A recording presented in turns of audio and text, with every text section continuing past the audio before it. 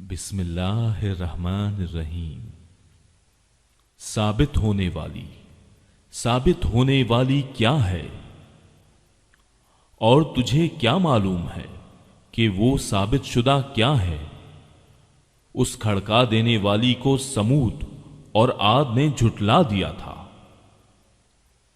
جس کے نتیجے میں سمود تو بے حد خوفناک اور اونچی آواز سے ہلاک کر دیے گئے، اور عاد بے حد تیز و تند ہوا سے غارت کر دیے گئے، جسے ان پر لگاتار 7 رات اور 8 دن تک اللہ نے مسلط رکھا۔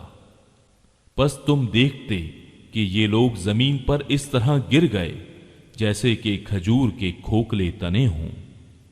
کیا ان میں سے کوئی بھی تجھے باقی نظر آ رہا ہے؟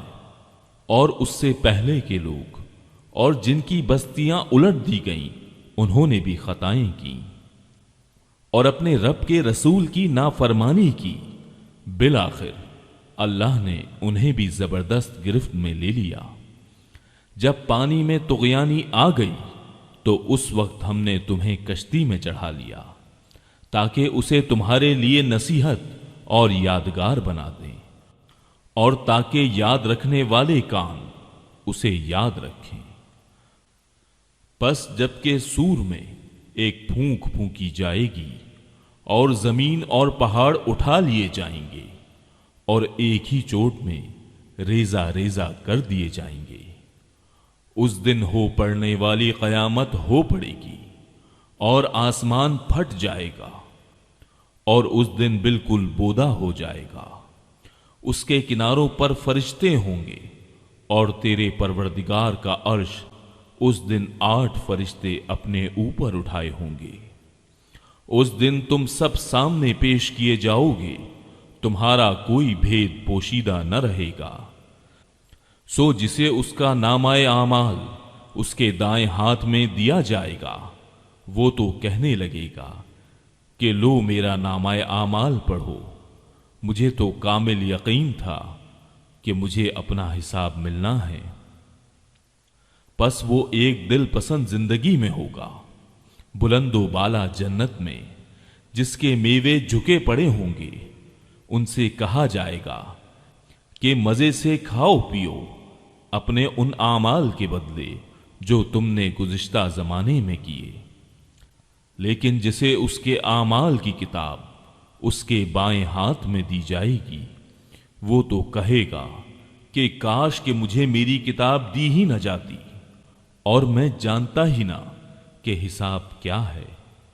کاش کہ موت میرا کام ہی تمام کر دیتی، میرے مال نے بھی مجھے کچھ نفع نہ دیا، میرا غلبہ بھی مجھ سے جاتا رہا۔ حکم ہوگا اسے پکڑ لو، پھر اسے طوق پہنا دو، پھر اسے دوزخ میں ڈال دو، پھر اسے ایسی زنجیر جس کی پیمائش 70 ہاتھ کی ہے جکڑ دو۔ بے شک یہ اللہ عظمت والے پر ایمان نہ رکھتا تھا اور مسکین کے کھلانے پر رغبت نہ دلاتا تھا۔ پس آج اس کا نہ کوئی دوست ہے اور نہ سوائے پیپ کے اس کی کوئی غذا ہے، جسے گناہ گاروں کے سوا کوئی نہیں کھائے گا۔ پس مجھے قسم ہے ان چیزوں کی جنہیں تم دیکھتے ہو اور ان چیزوں کی جنہیں تم نہیں دیکھتے، کہ بے شک یہ قرآن بزرگ رسول کا قول ہے، یہ کسی شاعر کا قول نہیں۔ افسوس تمہیں بہت کم یقین ہے، اور نہ کسی کاہن کا قول ہے، افسوس بہت کم نصیحت لے رہے ہو۔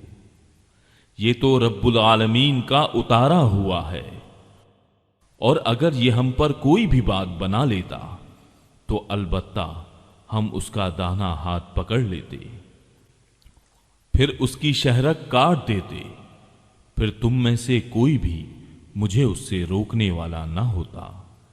یقیناً یہ قرآن پرہیزگاروں کے لیے نصیحت ہے۔ ہمیں پوری طرح معلوم ہے کہ تم میں سے بعض اس کے جھٹلانے والے ہیں، بے شک یہ جھٹلانا کافروں پر حسرت ہے۔ اور بے شک و شبہ یہ یقینی حق ہے، پس تو اپنے رب عظیم کی پاکی بیان کر۔ صدق اللہ العظیم۔